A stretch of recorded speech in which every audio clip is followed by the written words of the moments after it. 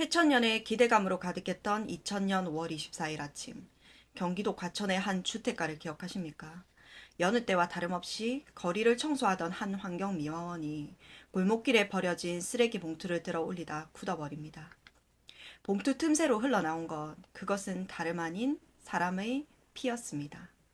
경찰이 긴급 출동했고 다음 날까지 주변 일대에서 차례로 발견된 쓰레기 봉투 속에서 처참하게 훼손된 시신들이 잇따라 세상에 드러납니다.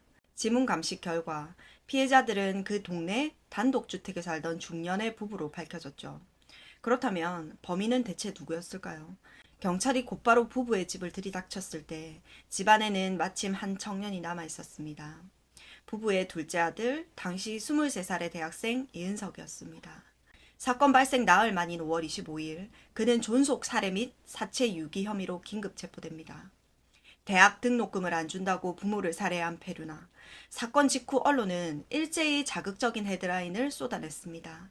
단지 돈 때문에 등록금을 주지 않아서 친부모를 망치로 잔인하게 살해하고 시신을 유기했다면서 이은석을 세상에 둘도 없는 악마이자 페류나로 프레임을 씌운 겁니다. 유교적 정서가 여전히 짙게 남아있던 당시 한국 사회는 그야말로 발칵 뒤집혔고, 대중들은 저런 놈은 당장 사형시켜야 한다며 엄청난 분노와 비난을 퍼부었습니다. 하지만 과연 그게 전부였을까요? 본격적인 수사가 시작되고 프로파일러와 심리학자들이 이 청년의 내면을 들여다보기 시작하면서 사건은 전혀 다른 국면을 맞이하게 됩니다. 그 화려하고 평온해 보였던 단독주택의 문 뒤편에는 한 인간의 영혼을 송두리째 파괴해온 가장 잔혹한 지옥이 숨겨져 있었던 겁니다. 그렇다면 도대체 그날 밤 그 닫힌 문 뒤에서는 어떤 일이 벌어졌던 걸까요? 2000년 5월 21일 새벽, 23살의 이은석은 맨정신으로는 도저히 감당할 수 없는 끔찍한 계획을 세웁니다. 그는 집안에 있던 아버지의 양주를 꺼내 단숨에 들이켰습니다. 독한 술 기운으로 이성을 마비시킨 뒤 망치를 든 채 안방으로 향했죠. 그리고 침대 위에서 깊이 잠들어 있던 어머니의 머리를 향해 망치를 내리쳤습니다. 첫 번째 범행 직후 이은석은 피가 낭자한 안방을 나와 자기 방으로 돌아왔습니다. 하지만 진짜 지옥 같은 공포는 그때부터 시작이었습니다. 방 안에 가만히 앉아 있으니 곧 날이 밝으면 깨어날 아버지가 생각난 겁니다. 군인 출신인 엄격하고 무서운 아버지. 아버지가 이 사실을 알게 된다면 자신에게 얼마나 잔혹한 보복과 문책을 쏟아낼지 생각만 해도 온몸이 떨리고 숨이 막혀왔습니다. 극심한 공포와 패닉에 사로잡힌 이은석은 결국 첫 범행 후 약 4시간 뒤 같은 방법으로 아버지마저 살해하고 맙니다. 그 후에 이어진 행동들은 그야말로 엽기적이었습니다. 이은석은 이틀 동안 부모의 시신을 20여 토막으로 분할해 여러 개의 쓰레기 봉투에 나누어 담았습니다. 그리고 과천시 공원과 시내 곳곳에 유기했고, 일부는 소각장에서 불태워 범행 흔적을 완전히 없애려고 시도했죠. 이때 어머니의 시신 일부는 끝내 수거되지 못할 만큼 훼손이 심했습니다. 사흘 뒤 경찰이 집으로 들이닥쳤을 때도 이은석은 부모의 실종에 대해 기이할 정도로 덤덤했습니다. 하지만 쓰레기 봉투에서 시신이 발견되었다는 명확한 증거가 제시되자 그는 곧바로 고개를 떨구었습니다. 그리고 조사가 시작된 지 단 3시간 만에 모든 범행을 순순히 자백했죠. 체포 직후 이은석은 형사들 앞에서 참아왔던 눈물을 터뜨리며 울부짖었습니다. 그리고 그가 남긴 이 한마디는 훗날 이 사건을 상징하는 비극적인 메시지가 되어 사람들의 가슴을 먹먹하게 만들었습니다. 어쩔 수 없는 선택이었습니다. 미안하다고 말하기가 그렇게 어려웠나요? 이웃들이 보기에 이 집은 그야말로 남부러울 것 없는 이른바 상류층 엘리트 모범 가정이었습니다. 아버지는 해군 사관학교를 졸업한 해군 중령 출신으로 전역 후에는 대기업 부장으로 일하던 엄격한 직업 군인이었습니다. 어머니는 명문 이화여대 정치외교학과를 졸업한 부유한 집안의 외동딸로 자존심과 야망이 엄청난 인물이었죠. 하지만 그 견고해 보이는 가면을 벗겨내면 그것은 숨조차 쉬기 힘든 전쟁터였습니다. 두 사람은 서로에 대해 지독한 혐오와 냉소를 품고 있었습니다. 평소 집안에서 각방을 쓰며 대화를 완전히 단절한 채 살았죠.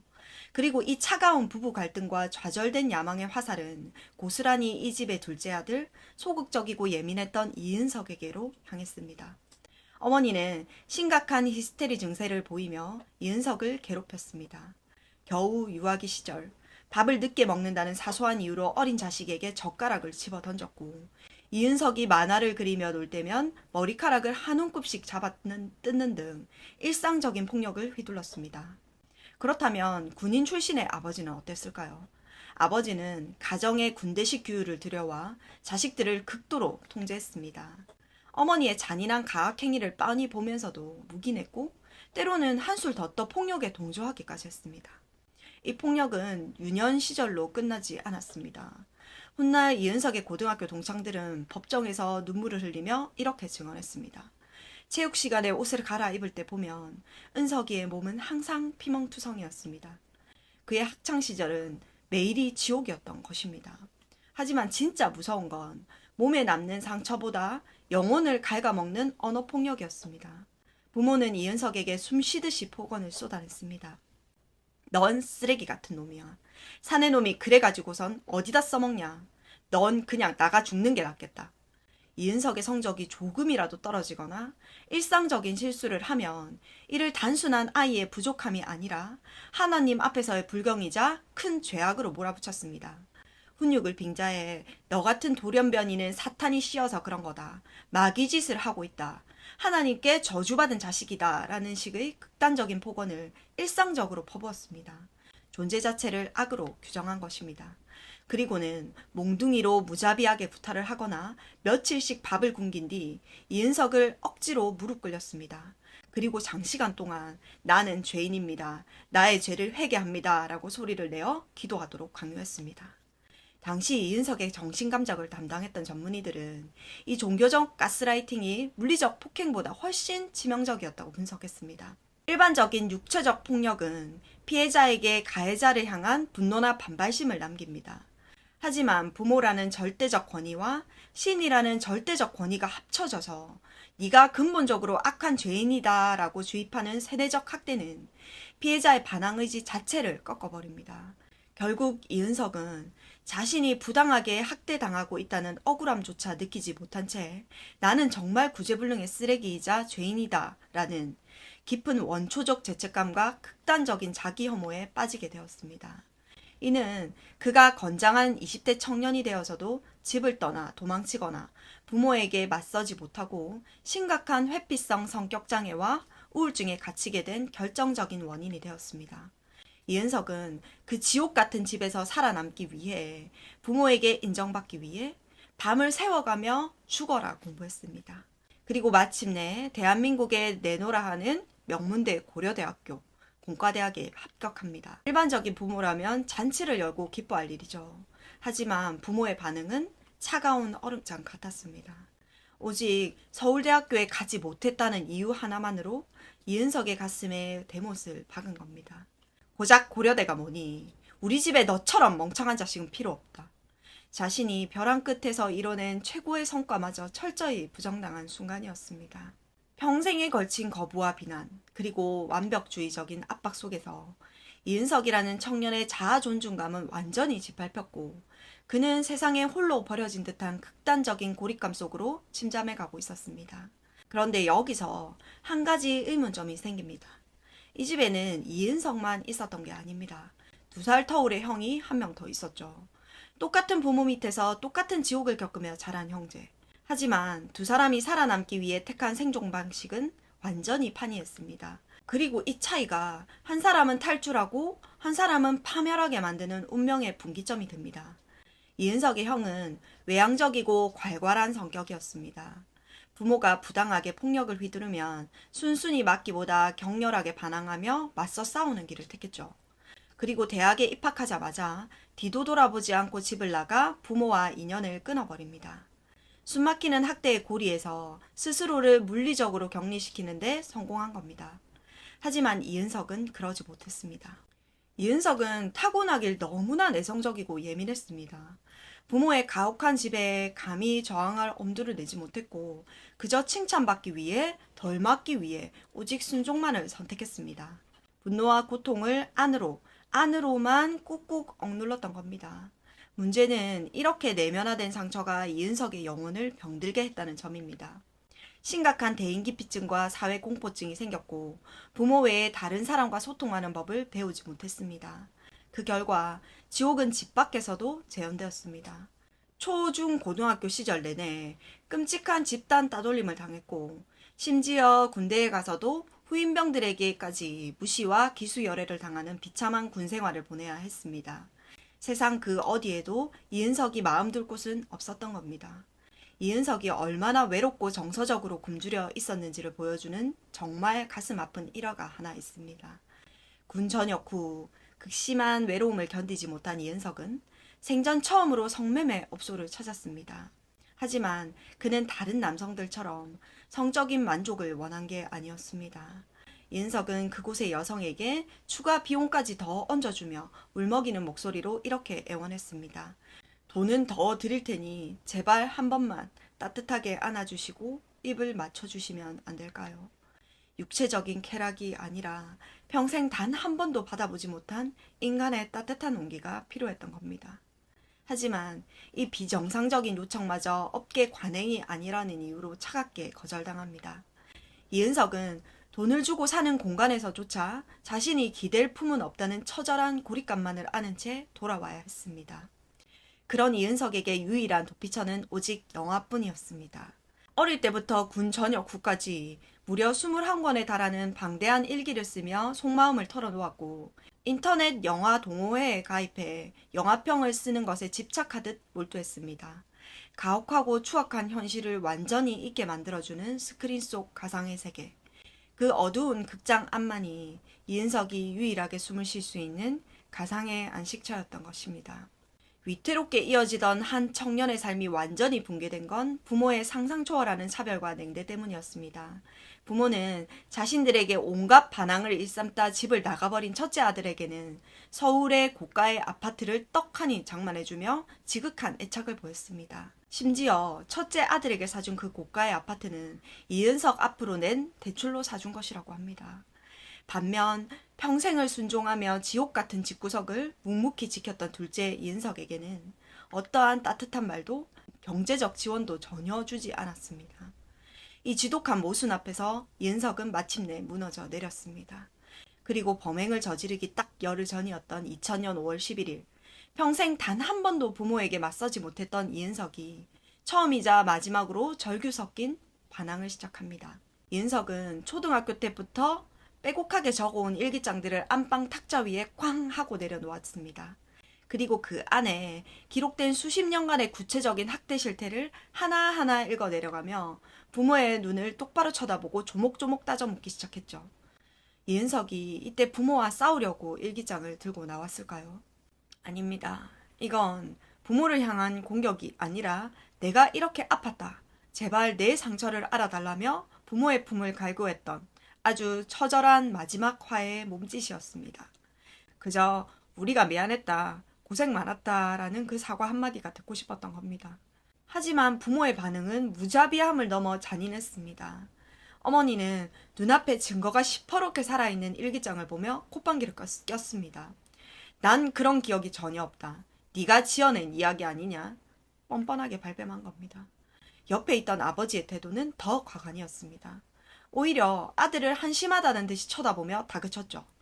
사내 자식이 대범하지 못하게 무슨 수십 년 전 옹졸한 옛날 이야기를 들춰내서 부모를 모함하냐. 참 한심한 놈이다. 마지막 남은 정서적 끝마저 무참하게 잘려나간 순간이었습니다. 부모에게 완벽하게 버려진 이은석은 그날 이후 무려 6일 동안 자기 방에 틀어박혔습니다. 문은 걸어 잠궜고요. 물 한 모금 마시지 않고 곡기를 끊은 채 자포자기 상태로 누워만 있었습니다. 정말 소름 돋는 건 부모의 반응입니다. 아들이 일주일 가까이 방에서 나오지도 않고 굶어 죽어가고 있는데도 그 부모는 단 한 번도 문을 두드리지 않았습니다. 안부조차 묻지 않고 철저하게 방관했습니다. 방안을 지배하던 그 짚고 잔인한 침묵의 시간 동안 이은석의 내리에는 단 하나의 서늘한 결론이 자리 잡게 됩니다. 이 부모가 살아있는 한 내 고통은 영원히 끝나지 않는다.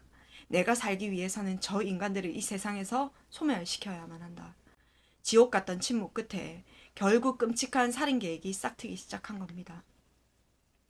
부모를 참혹하게 살해하고 시신까지 잔인하게 훼손한 이은석. 대중은 그를 향해 인면수심의 악마, 사이코패스 페륜아라며 손가락질했습니다. 하지만 대한민국의 범죄 심리학계와 표창원 교수를 비롯한 베테랑 프로파일러들의 시선은 전혀 달랐습니다. 그들은 이 사건을 단순한 폐륜 범죄가 아닌 만성적이고 극단적인 학대가 한 인간의 정신을 어떻게 처참하게 파괴하는지를 보여주는 가장 비극적인 임상사례로 꼽습니다.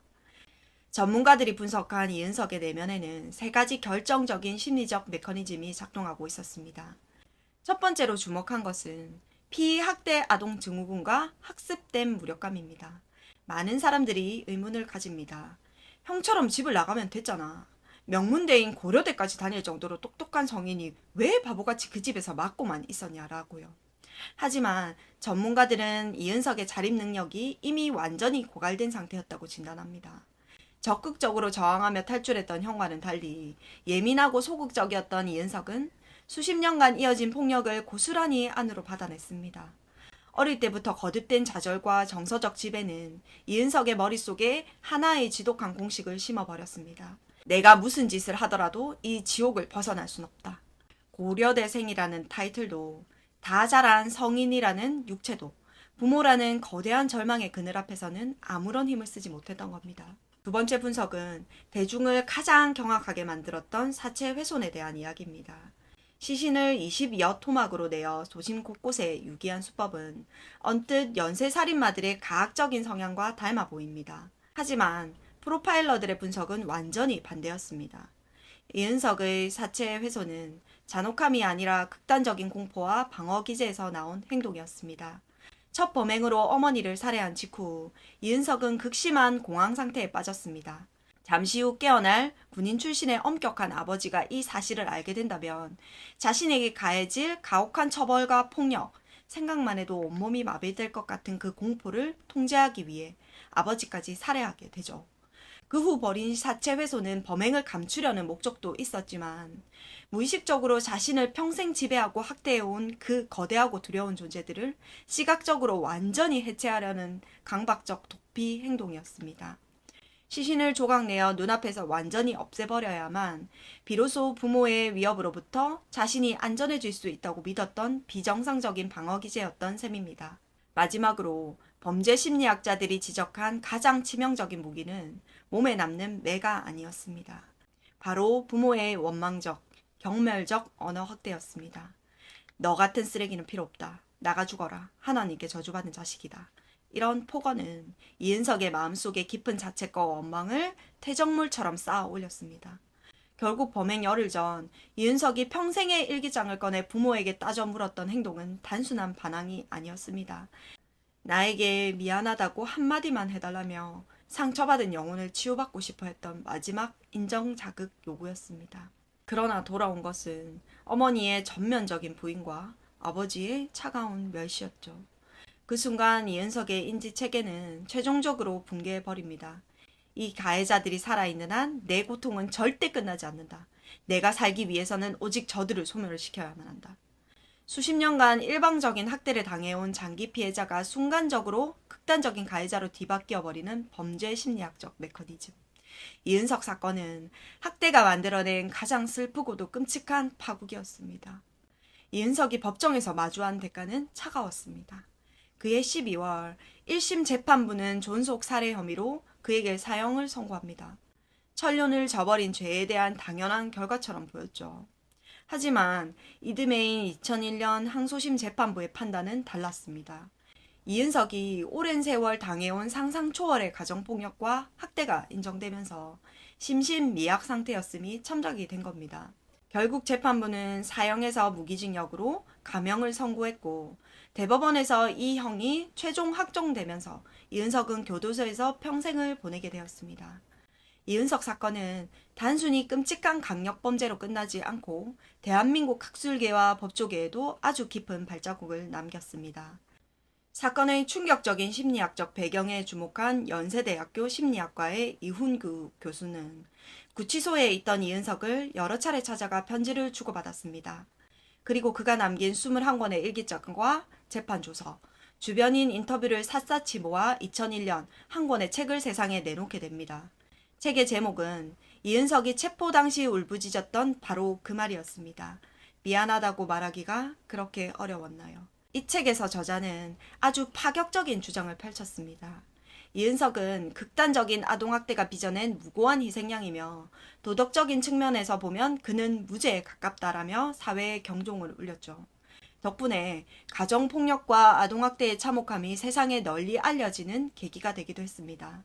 하지만 이 책의 출간은 또 다른 진흙탕 싸움, 즉 윤리적, 법적 분쟁을 불러왔습니다.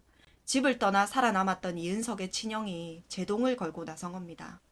형은 당사자의 명확한 동의도 없이 우리 가문의 가장 치욕스럽고 고통스러운 가정사와 동생의 일기장이 대중에게 적나라하게 공개됐다라며 인격권과 사생활 침해로 소송을 제기했습니다. 똑같은 지옥에서 살아남은 생존자로서 남은 가족의 삶이 통째로 대중의 볼거리로 전락하는 걸 묵과할 수 없었던 거죠. 결국 법원은 형의 손을 들어주었습니다. 책은 출간된 지 고작 2년 만인 2003년 법원의 조치에 의해 전량 회수되어 역사 속으로 절판 처리됩니다. 당시 이 교수가 지급한 법적 합의금 1,000만 원은 이은석과의 공동명의로 교도소 수용자들의 재활기금에 기부되었죠. 이 소송은 아무리 공익적 목적과 학술적 가치가 클지라도 범죄 피해자와 생존 가족의 인격권은 결코 침해될 수 없다는 것을 보여준 대한민국 연구윤리 역사상 아주 중요한 이정표가 되었습니다. 그런데 여러분, 이 사건을 바라보는 사람들의 시선에는 아주 놀라운 반전이 하나 숨어 있습니다. 보통 우리는 아동학대 문제에 더 민감하고 진보적인 젊은 세대가 이은석에게 더 우호적이거나 동정적일 거라고 생각을 하잖아요. 오죽했으면 그랬겠냐 라면서 말이죠. 하지만 실제 심리학계의 연구 결과는 완전히 정반대였습니다. 놀랍게도 젊은 층이 기성세대에 비해 이은석 같은 존속 살해 가해자에게 훨씬 더 비우호적이고 엄격한 잣대를 들이댄 것으로 밝혀졌습니다. 가해자의 범행 고의성을 명확히 인정하고 법적인 책임을 더 무겁게 물어야 한다고 답한 거죠. 대체 왜 이런 결과가 나온 걸까요? 기성세대의 경우 유교적인 전통 가정이 무너지는 거대한 비극적 서사에 감정적으로 이입하는 경향이 있습니다. 그래서 부모가 오죽 자식을 괴롭혔으면 저 지경까지 갔겠냐 하는 온정주의적인 해석을 내리곤 합니다. 반면 개인주의와 현대적인 법치의식을 명확히 제어한 젊은 세대의 생각은 다릅니다. 유년 시절의 트라우마와 학대가 아무리 지옥 같았을지라도 그것이 타인의 생명을 빼앗고 시신을 잔혹하게 훼손한 반인륜적 범죄의 면죄부가 될 수는 없다고 선을 긋는 겁니다. 상처는 안타깝지만 범죄는 범죄일 뿐이라는 이성적 법 집행과 개인의 도덕적 책임을 더 중요하게 생각하는 것이죠.